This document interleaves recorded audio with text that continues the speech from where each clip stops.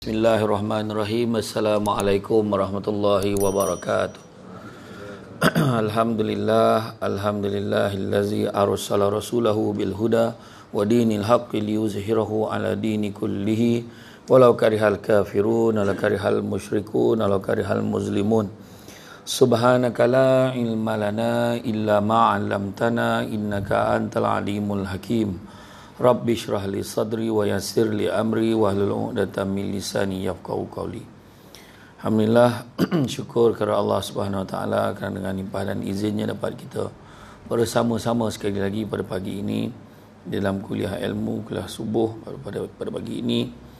Tuhan memberikan ruang dan peluang kepada kita untuk meneruskan kehidupan kita dan perjuangannya untuk menegakkan agama Islam yang dikasihi. Dan pagi ni saya tak sambung kitab sebab kitab saya kat Qadai. Ramai warna minta kitab tu yang original tanpa pergi tak bagi kitab tu. Ke Pondok Muallim dekat Perak tu minta 400 buku tu. Mantap kan. Kita sambung lain lah ya. Tapi pagi ni saya kongsikan tentang tentang penyakit hati. Penyakit hati. Sesungguhnya tuan-tuan dan puan-puan sekalian, bila sebut tentang penyakit hati, kita semua ada hati lah kan, ada hati. Dan selama ni rupa-rupa yang menyebabkan manusia ni mudarat dan binasa tubuh badannya, salah satu sebab mati, sebab hati ni.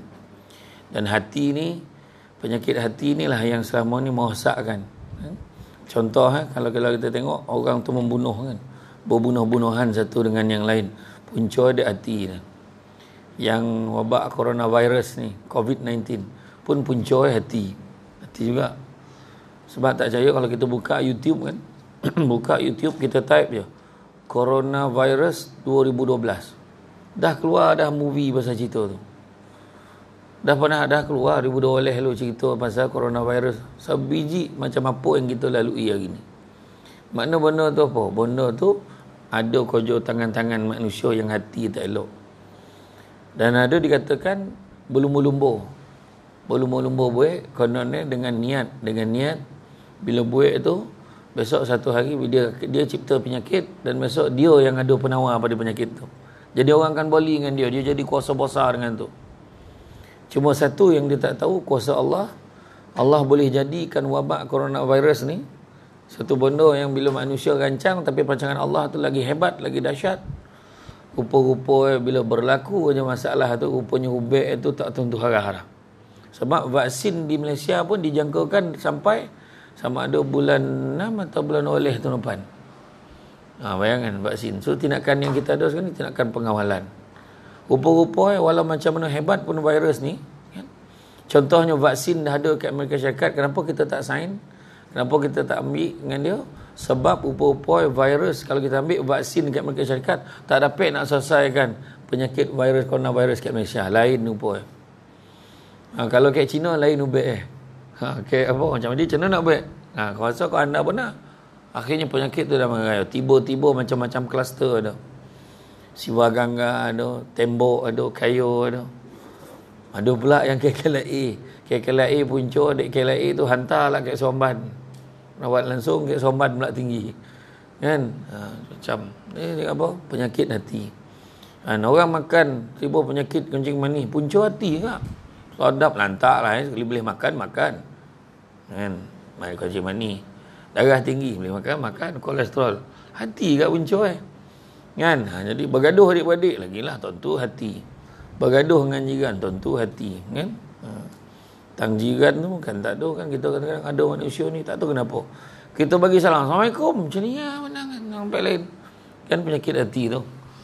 Jadi dia kata macam-macam lah kan. Jadi macam mana pun hati kita semaklah balik. Tu sebab berfikir sesaat tu lebih baik kan? Berfikir tu pun ibadah mana bila berfikir kerana Allah kan. Tu sebab dalam hidup kita yang sementara ni kita kena semak balik dan macam manakah penyakit hati ni boleh melekit dalam hati kita. 10 penyebab penyakit hati kan, nak kongsi hari ni. Hati adalah merupakan bahagian tubuh yang paling berperanan, yang paling penting dalam hidup kita. Paling penting. Kan sebagaimana sabda Nabi Muhammad sallallahu alaihi wasallam, ingatlah sesungguhnya di dalam tubuh manusia terdapat segumpal daging. Jikalau segumpal daging itu baik, maka seluruh tubuh juga baik. Jika segumpal daging itu rosak, maka seluruh tubuh juga akan rosak. Ketahuilah segumpal daging itu adalah hati. Hadis riwayat Muslim. Yang makna hati cerita. Kalau elok hati tu, eloklah semua. Dia tak ada mana dah. Mulut dan dia jahat, tapi hati dan baik tak ada mana dah. Dia mesti mulut pun kena baik, cakap pun baik-baik, macam tu kan. Kan? Kan? Jadi kadang dengan mak ayah pun cakap baik-baik, tak ada tinggi-tinggi suara. Dan marah bukan apa, mak dan pokak dia. Tak boleh. Marah macam mana pun, pergi dokek sikit. Mulut tu dokek dengan telinga mak tu kan. Saya baru-baru ni ada rakaman TV Hijrah di Pusat Penjagaan Orang Tua-tua Swasta di Kajang. Terkejut pun tu, sebab bila sampai ke sana memang ramai lah orang tua situ. Yang swasta ni maknanya dia masuk, dia memang bergantung pada dana sendirilah. Dia tidak terlibat dengan jawatan kebajikan masyarakat pada sendiri. Saya tanya macam mana perbelanjaan bulanan, dalam 20,000 tak lagi. Kata 20,000 ke 25,000 tak lagi. Yang seorang tu, makcik tu, anak yang tak punca dia nak pun nak tolong anak anak nak berniaga, menantu nak berniaga. Jadi anak pujuk lah, tolonglah mak, bagilah abang nak berniaga, tukar.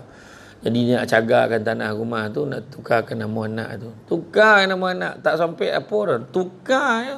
So ni halau mak keluar, tunduk mak tu. Saya ingat drama benda tu kan. Dalam drama nampak rupa botol-botol jadi. Tengok depan mata saya sendiri makcik tu. Yang kedua kes tu, dia kata seminggu je mak, seminggu je. Nanti Alung tang ambil lik, anak cakap. Lepas seminggu, 2 minggu tak ambil. Sudah sebulan tak ambil. Kemudian bila pusat jagaan nak telefon, rupa alamat, nombor telefon semua tipu. Makna memang dengan niat nak tinggalkan mak atau situ. Tak dapat di kawasan anak. Dan mak tiap minggu tanya. Ada tak anak saya telefon? Ada tak anak saya nak? Sehari-hari komen barang ada satu makcik tu pula. Dan paling saya terkejut ada seorang pakcik tu. Masa sebelum kita start rakaman tu, dia ambil wuduk.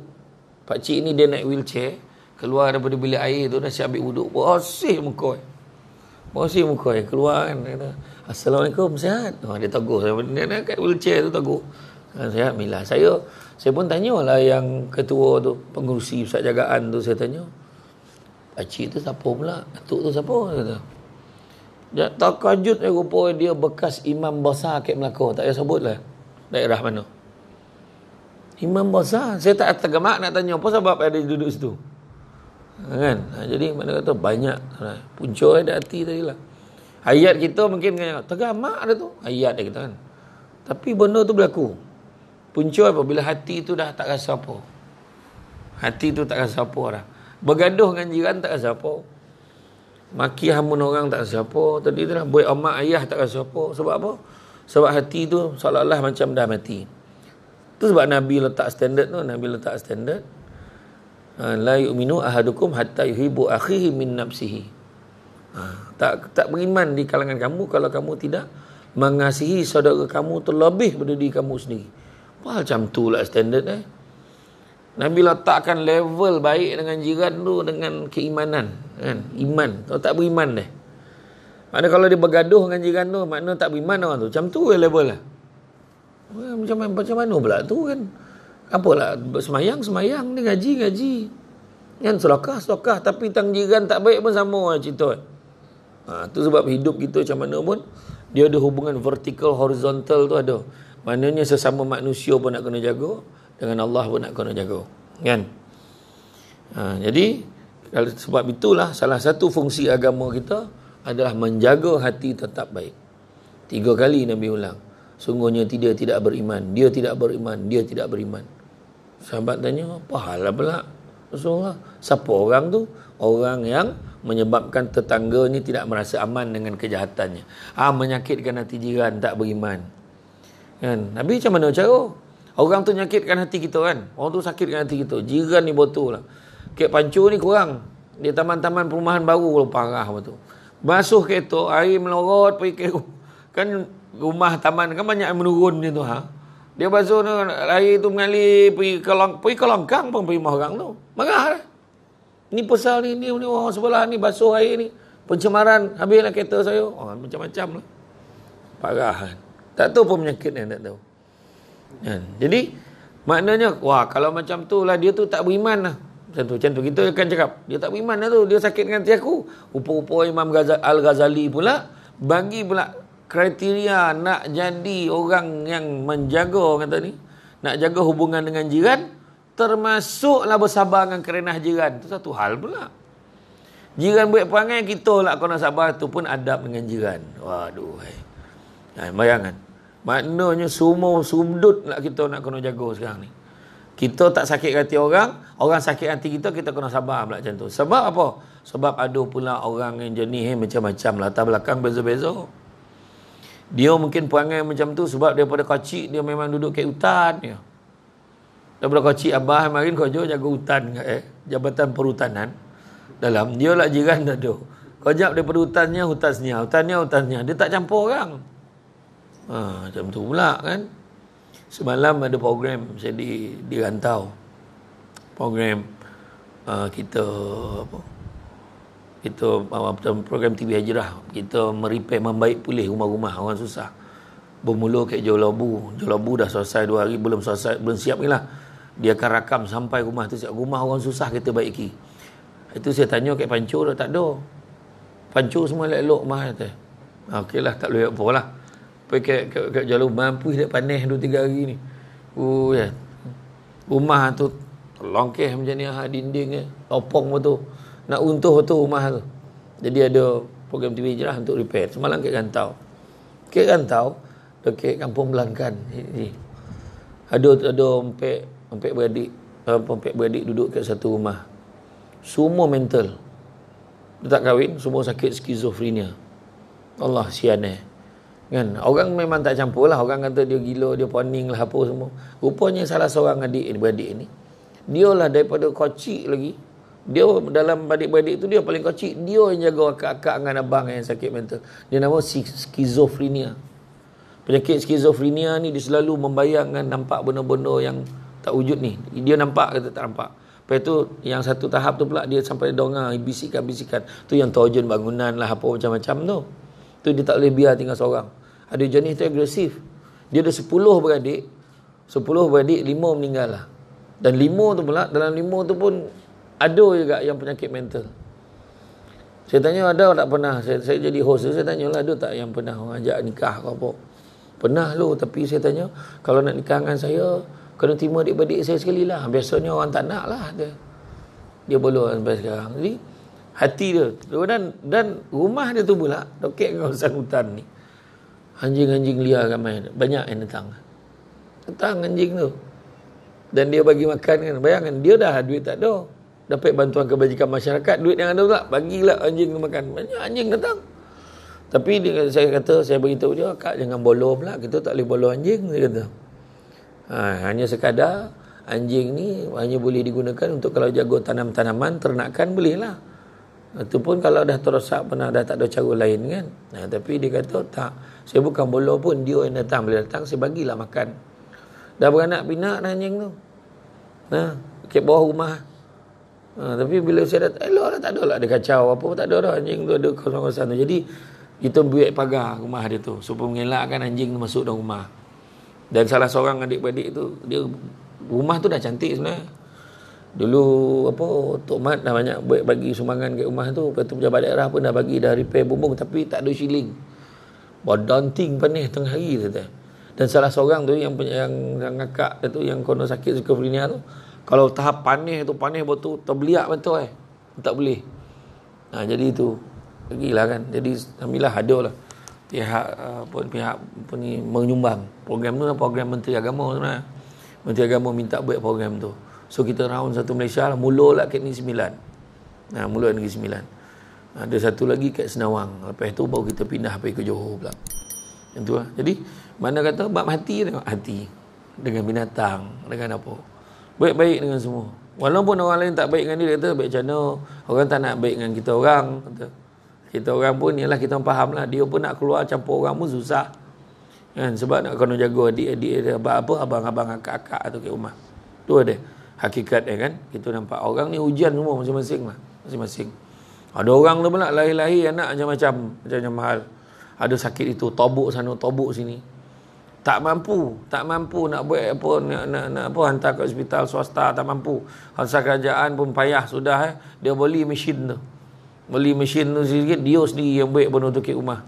Belajarlah, tanya doktor sana, tanya doktor sini. Sebab tu paling murah ni. Terpaksa kan. Itulah. Kan kesusahan orang macam-macam. Kita tengok tu sebab hati kita ni kena lapang. Nak lapang dada ni, tengok orang lagi susah pada kita. Kan? Bukan tengok orang lagi senang. Tengok orang lagi senang, memang tak pernah cukup. Aduh, kan? Ya.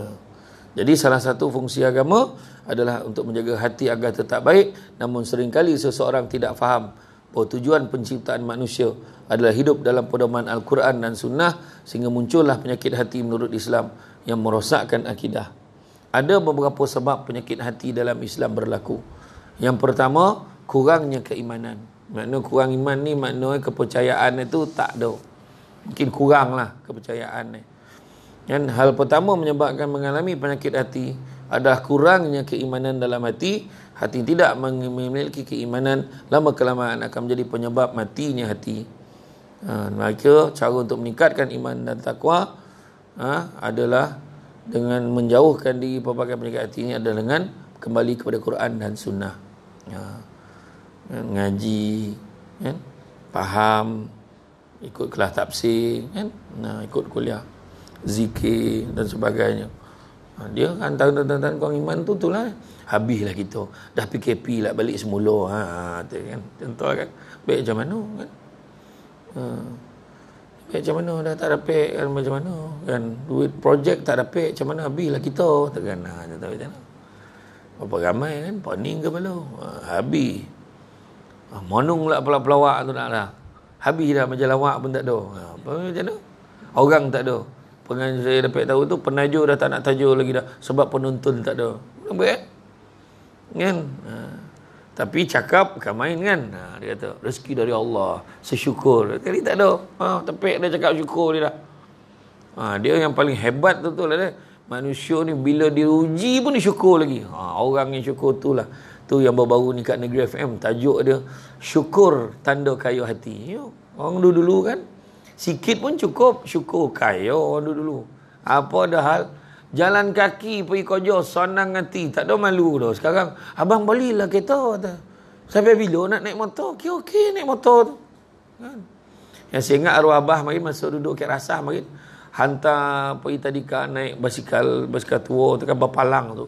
Ada yang sarung rotan tempat duduk depan tu. Rotan saya duduk tu, rasa handa bona dah rasa duduk tu. Kan, tapi fikir-fikir tu budak agama tak ada orang. Dia pakai rotan tu kan. Yang rotan tu zap itu letak kan. Rumah seronok duduk situ. Rasa macam raja bumi pol. Macam raja Siam tu lah. Naik gajah tu kan. Kan? Ya, tapi itu tapi dia zaman dah berubah kan. Zaman dah berubah. Dia bang ni sampai bila nak naik motor? Ayah kau dulu jalan kaki. Kan? Payahlah sekarang ni. Tolonglah hantar orang pancur daripada dalam sampai luar, tunggu bas pilah, tunggu bas pancur lambek nah dulu. Okey dulu kan. Masalah. Jadi zaman dah berubah. Orang dah senang nak senang lagi. Punya macam mana tak gomok, tak nak dia keluar pergi cari makan. Makanan sampai rumah. Tak lama seorang tu datang siap suap kan. Contohlah. Kan macam mana? Bila nak makan? Sekarang nak makan suap. Sebab dah berlaku. Saya ceramah ada ke Kelana Resort latihan untuk nama program tu pusat spa kecantikan bergerak tu. Makna lepas ni dia macam pakai Grab tu. Orang perempuan telefon, zap nak cuci kuku, nak potong kuku, nak cuci muka. Zap, sampai dah. Bawa tu. Barang tu macam tu. Dia cuci muka apa semua. Tak payah keluar alih dah. Eloklah macam tu. Jadi tak payah lelaki tu paning-paning nak hantar bini apa spa ke apa semua. Datang rumah je. Selesai. Jadi nak kata, zaman tu kan. Tapi, apa pun syukur. Orang dulu kau dapat. Orang dulu berabut adik-adik nak ikan ayam tu, nak kapak, seorang nak poho, kau dapat isi bangi. Cik dia dapat kapak, dia dapat poho. Sekarang pergi Giant poho jual lah. Kan pun masalah ni. Kan sampai kan bila kenduri kat pancur pun boleh lah satu kenduri tu semua bagi pohon dengan kopak je. Tak ada isi le dah. Macam tu pula dah kan. Jadi itulah dia. Patut dia syukur lagi lah. Tak. Makin lama makin tak. Makin nak sonang lagi. Dah sonang nak sonang lagi. Oh tu tak elok. Tu susah. Payah katakan. Tu dia. Tu yang pertama. Kurang keimanan. Dia tak percaya. Kan. Tuan uji tuan-tuan. Memang uji banyak. Tu yang bila saya tengok Persatuan Seniman gitu saya ceramah. Ramai hati-hati yang susah-susah. Makin pernah sonang. Sampai susah betul-betul. Kejap-kejap ada konsert. Masih ada yang sayang. Cari berdana nak bantu artis tu kan macam mana? Kan? Jadi Allah ujilah. Ada yang beringat. Ada yang beringat tu alhamdulillah. Ada yang menyimpan kan. Ada orang tu dia fikir tak apa. Mana tak seronok yang satu artis sekarang ni. Pagi 20,000, potang 15,000. Dia cakap sikit je jadi modelnya naik, 15,000. Malam 20,000. Satu hari 50,000. Sebulan dah berapa? Beratus ribu sebulan. Sekali batal serentak sebulan. Satu bono pun tak ada. Ni yang mengangur tu. Kereta tak boleh bayar, rumah tak boleh bayar. Tu yang rumah besar, kereta besar, dia tanya tak ada kebantuan untuk kami.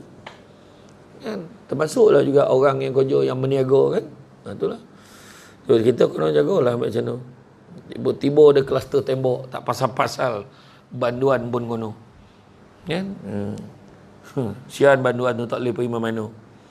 Tu untuk manap lah cakap tu. Kan? Banduan tak memang tak boleh pergi mana-mana lah dia nak pergi kan. Dalam tu. Yang kedua, sebab yang kedua penyakit hati ni selalu mengeluh. Allah SWT berfirman, sesungguhnya manusia diciptakan bersifat keluh kesah lagi kikir, kedekut. Apabila ia ditimpa kesusahan, ia berkeluh kesah, dan apabila mendapat kebaikan, ia amat kedekut. Surah Al-Ma'arij ayat 19 hingga 21. Maka hukum mengeluh dalam Islam adalah dilarang. Manusia yang suka mengeluh akan menyebabkan terkena penyakit hati seperti malas, iri hati dan dengki dalam Islam. Itulah penyakit Jadi mana kata selalu mengeluh dan kodokut. Mengeluh satu hal, kodokut satu hal.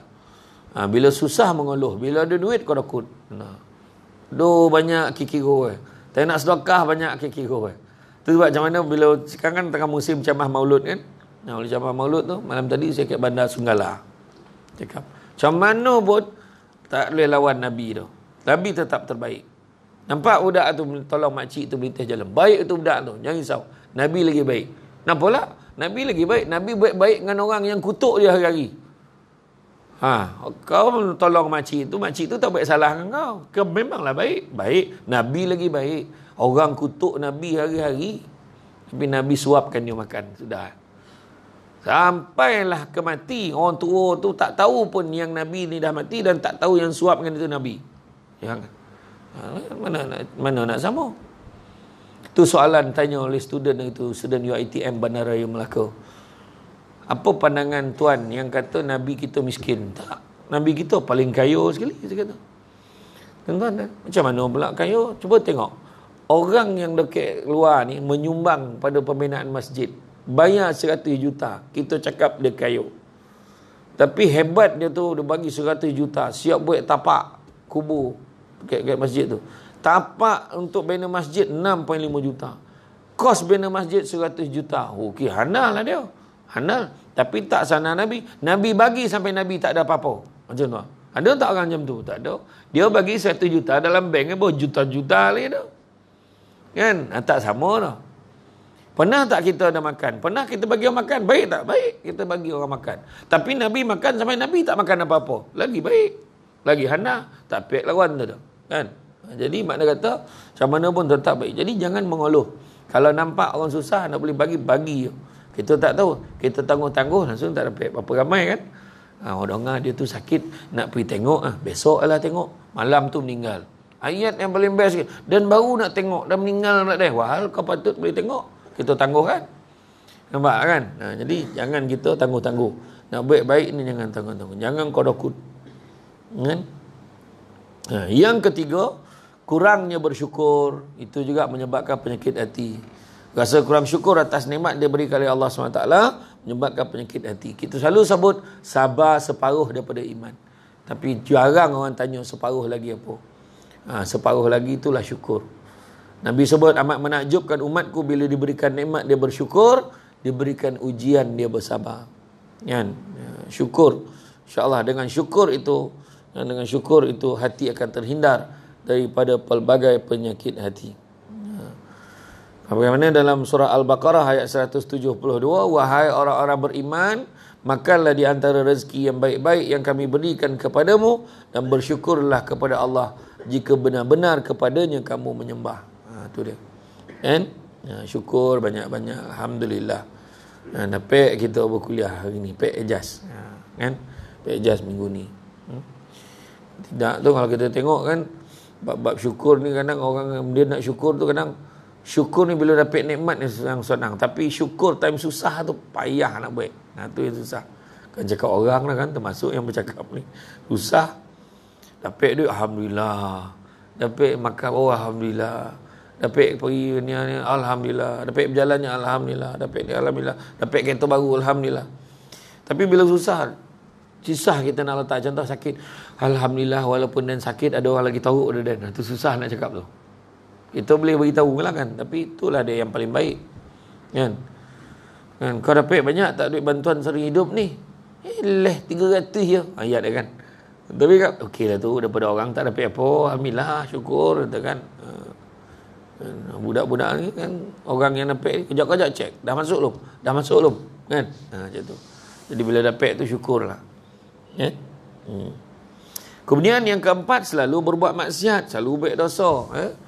Itu sebab disebutkan oleh hukama dulu-dulu, keselamatan jasad terletak pada sedikitnya makan, keselamatan roh terletak pada sedikitnya dosa, dan keselamatan agama terletak pada banyaknya berselawat ke atas Nabi. Jadi keselamatan roh, jiwa nak tenang dan tenteram, kurangkanlah buat dosa. Perbuatan maksiat dan dosa akan membuatkan hati menjadi keras hingga sukar untuk menerima nasihat yang baik.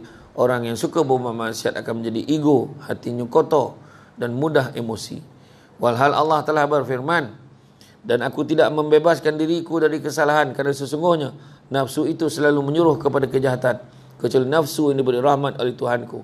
Sesungguhnya Tuhanku Maha Pengampun lagi Maha Penyayang. Surah Yusuf ayat 53. Di mana kata kan, kalau kita buat dosa banyak ni koreh hati kita. Kita rasa kita je betul. Ada orang dia sampai ke satu tahap dia tak semayang pun orang tak boleh tegur dia. Apa ni, kubur si masing. Tu ayat dia. Dia tibalah ilmu makrifat dia tinggi dan semayang dan niat dia. Wah, itulah lagi parah tu orang. Kan? Bila dia pergi kedui kek panco, bagi pinggannya. Salah, kau tengok je. Ingat, insyaAllah kau konyang. Tak payah makan dah. Kau kan ilmu makrifat kau tinggi. Bongi lah tu. Sini macam tu, bongi ni. Kan? Contohlah. Kan? Ada orang tuan-tuan, handa ni, cakap buat handa ni. Bahasa Galuh ni dia tahu. Sebab dia orang ni dia banyak bercerita dan banyak membaca. Tapi buat tak kan. Kemudian yang kelima, syirik. Berbuat syirik juga masuk dalam senarai yang boleh menyebabkan penyakit hati. Syirik dalam Islam kan, salah satu dosa besar dalam Islam. Syirik menyebabkan pelakunya akan memiliki akidah yang cacat selama mana ia melakukan syirik. Dan Allah berfirman, atau apakah kamu mengira bahawa kebanyakan mereka itu mendengar atau memahami? Mereka itu tidak lain hanyalah seperti binatang ternakan, bahkan mereka lebih sesat jalannya daripada binatang ternakan itu. Surah Al-Furqan ayat 44. Dia semayang tapi masih lagi percaya benda-benda tak bukan. Dan dapat dia bunjut. Ada satu hamba Allah ni, orang tu nak kenduri ke nak apa tak, dan risaulah. Ni dia tanya soalan ni, saya pun rujuk soalan ni dekat Ustaz Haji Nur Azami. Macam mana Ustaz? Apa pandangan Ustaz? Pandangan dia kan. Orang ni nak baik kenduri dan risaulah, takutlah dia punya majlis ni kau terganggu ke apa. Jadi datanglah orang ni kata, tak apa, jangan risau, aku tolong kau. Kau nak tolong macam mana? Adalah, tak apa, aku tolong kau. Kau jangan risau. Kau jangan risau teh. Tolong apa? Lepas itu dibawa satu botol sasi tu. Dalam tu pun air tak apa color tu. Nah, kau ambil airnya, lepas itu ambil satu bunyut kuning, kau tanam kat tapak kau nak kenduri tu. InsyaAllah tak ada apa-apa. Dia pulang balik kawan tu. Tak nak dana pahala pula. Tak nak dana benda-benda macam ni. Dan orang tu pula memakak hari-hari. Sebab dia dah pergi berdukun berpawang sampai ke Thailand pergi, dia kata dia nak tuntut 5,000. Lepas tu sibuk dia. Takkan tonang hidup orang yang berhutang. Dah ada khabar kawan tu berhutang. So apa saya bincang dengan Ustaz Nazamil. Ustaz Nazamil kata tak ada tolong, tak ada masuk dalam hutang tu dah. Pertama benda tu kerafat, lagi satu hutang tu kena jelas. Dia kata dia nak tolong, dia tak cakap tolong macam mana. Kan? Kalau dia tahu awal-awal tolong macam mana, tentu orang tu tak nak. Ada lagi orang macam tu. Dia pakai konsultan macam tu. Barulah. Kat Stadium Parui dulu kan ada. Main bola kan, ada seorang tu kan. Dia yang boleh tolak hujan. Rumah anda tu. Kan dia punya adalah dia punya buik tu dia letak tak apa benda kat sudut stadium tu, dia kata insya-Allah malam tu hujan apa lobek betul malam tu. Kan? Sampai tangguh lah main malam tu tak kan.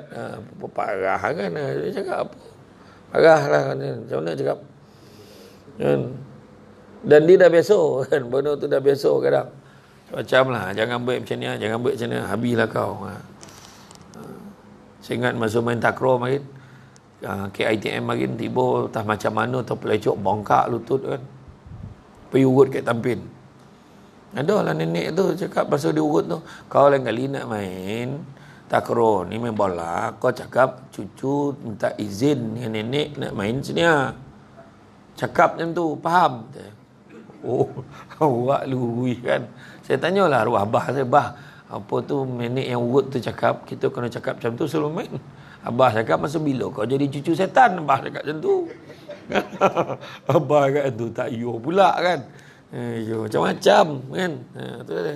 Yang keenam, lalai berzikir. Sikit ya. Salah satu keutamaan zikir adalah mampu menjauhkan hati dari pelbagai penyakit hati. Bagi mereka yang lalai berzikir, maka hatinya pun akan dipenuhi dengan penyakit hati seperti sombong dalam Islam dan juga banyak riak dalam Islam. Kan?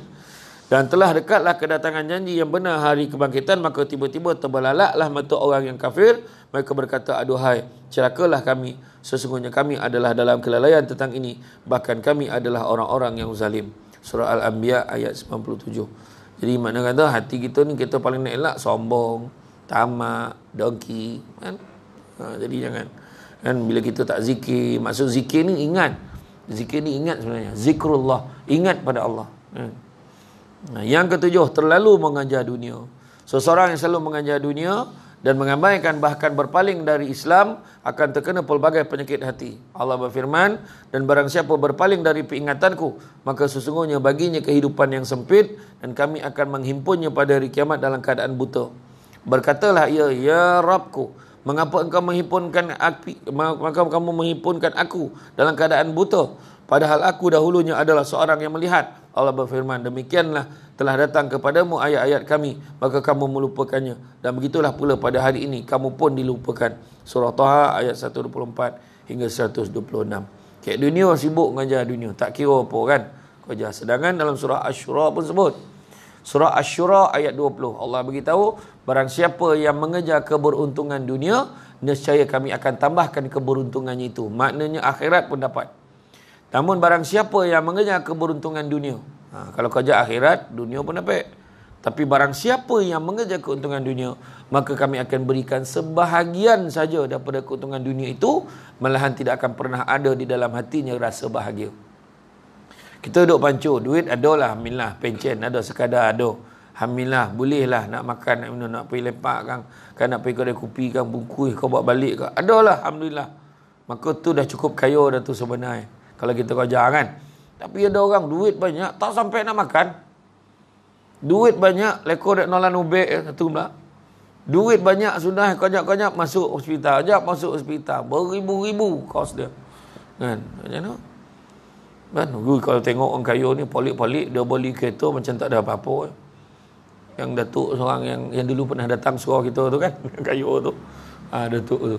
Tak tahu saya nak borak dengan dia tu. Kan tak faham tu. Dia tu kesian orang tu tak boleh bayar kereta Jaguar baru tu, kesian dia sakit Ustaz, jadi saya pun malas nak berhutang, senang tak payah pening kepala, saya bayarlah, lagi pun okey Ustaz, harga dia baru 900,000 tu. Macam tu lah, macam mana nak balik tu, nak khabar murah tu murah kat dia. Hari tu dia kata yang masih ingat tak, masuk Selangor tak ada air tu, Dia kata dia nak pergi, dia nak bawa family dia, susah sangat dia kata. Tanya bas semua tak boleh bawa, ni tak boleh bawa. Sudah ada boli bas tu. Dia boli bas tu, bas 2 tingkat, dia tukar tempat duduk semua leather seat. Masalah tu kan. Macam mana? Tapi dia tu pula yang bagusnya, dia tak lagak-lagak sombong-sombong, tak ada tu. Makan pun makan kat atas tepi jalan dia. Okey dia. Kan?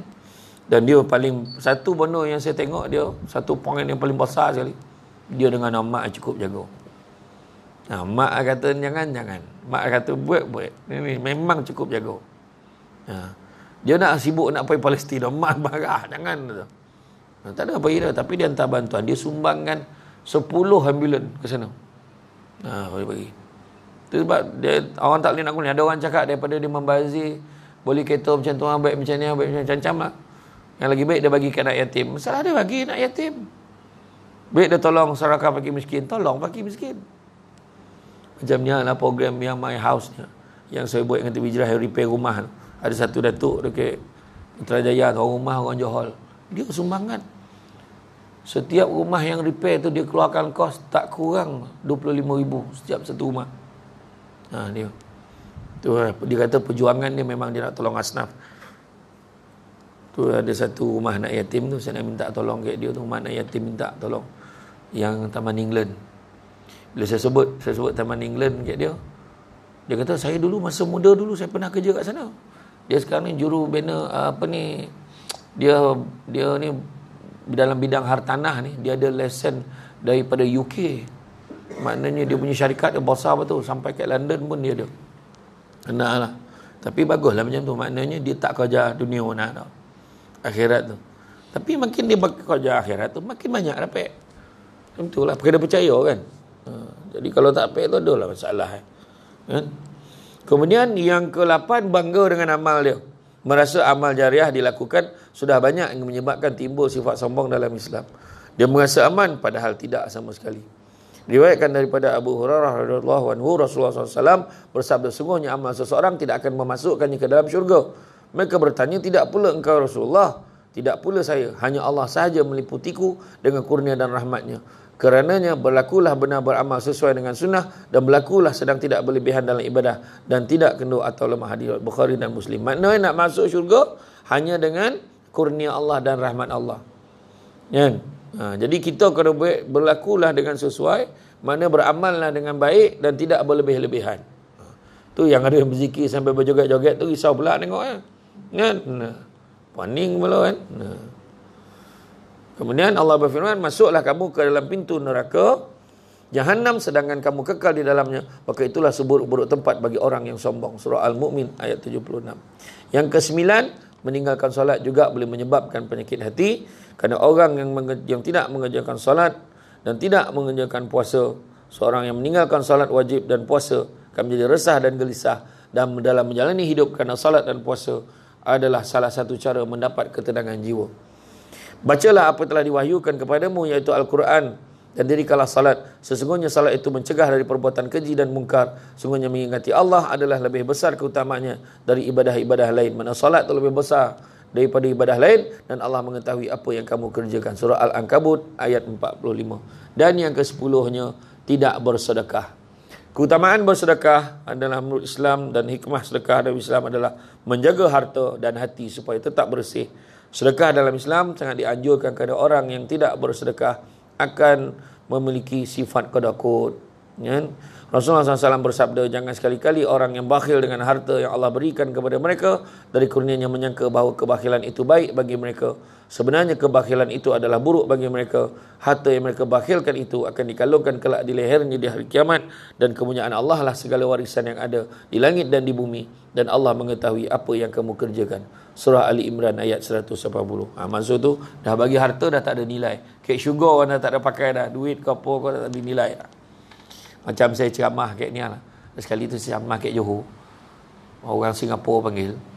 Zap dia bagi $2,000 Singapura. Masuk kan $2,000 Singapura. Masa tu keluar daripada hotel ke 10 malam. Minyak dah berkali. Kan? Tengok dalam poket duit tak ada. Yang ada duit Singapura je. Pergi kat sesi minyak, duit Singapura nak, tak nak. Macam mana kayuh? Macam tu lah kira. Sampai masa tompek tak ada nilai lah, walaupun nilai lagi tinggi ikut kan. Tapi sampai satu tompek kat Malaysia orang tak nak, tak ada nilai macam mana. Kan? Jadi itulah dia. Bila akhirat besok kita nak kerakut-kerakutkan atas dunia ni, akhirnya Allah bagi kita, dikalungkan kat kita atau benda yang kita ada tu, yang dah tak ada nilai dah ketika hari kiamat nanti. Maka kesimpulannya demikianlah penyebabnya penyakit hati yang agak simpel yang saya bagikan pagi ini. Maka berhati-hatilah agar kita terhindar dari penyakit ini, kerana penyakit hati dapat menyebabkan kekafiran sebagaimana firman Allah SWT. Dan ada pun orang-orang yang di dalam hati mereka ada penyakit, maka dengan surah itu bertambah kekafiran mereka di samping kekafiran yang telah ada, dan mereka mati dalam keadaan kafir. Surah At-Taubah ayat 125. Jadi jagalah hati kita, mudah-mudahan hati kita terhindar daripada penyakit-penyakit, terutamanya penyakit berangkai, tamak, sombong dan juga dengki. Kan? Mudah-mudahan nak ubekkan penyakit tamak, sombong dan dengki ni satu je, iaitu syukur. Syukur adalah vaksin penawar kepada segala penyakit hati. Dia akan melapang dada apa juga yang berlaku. Dengan ini diumumkan PKPB di daerah Seremban. Okey. Tak apalah, duduk rumah. Relax dia. Tak ada dia. Alah, haru betul lah, time ni lah kau nak. Macam-macam lah, dia tak ada. Dia tak mungut. Pun nak ben. Tak ada, kita lepak lah dalam pancuk. Lepas itu dia pun tanya, kau dah nak buka tak? Nak lepak tu. Nak lepak tu kan. Jadi itulah dia tuan-tuan dan sekalian.